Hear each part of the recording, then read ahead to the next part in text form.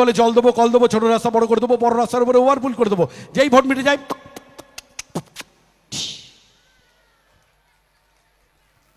এই এত হাততালি দিচ্ছেন, তো আমার বাড়ি যাওয়া যে কি হবে আজকে কে জানে।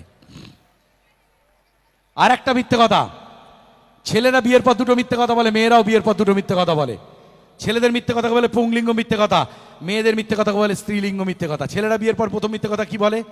যে ছেলে বিয়ের পর বলে আমি আমার বউরে ভয় পাই না, তার মতো মিথ্যেবাদী কোথাও নেই।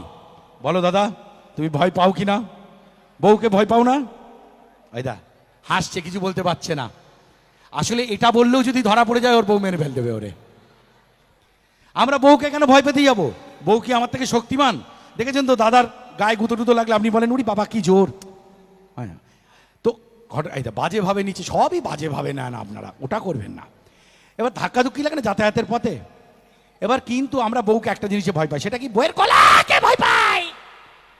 যখন বিয়ে করেছিলাম মধুবালার মতো, তুই কোথায়? তাতে বাড়ির সঙ্গে ভালো লাগবে না, কি তোমার বাবা মারে বিয়ে করেছি। যেই 1 বছর গেল, কে গো কোথায় তুমি, হাই হাই গেল, উঠে গেল।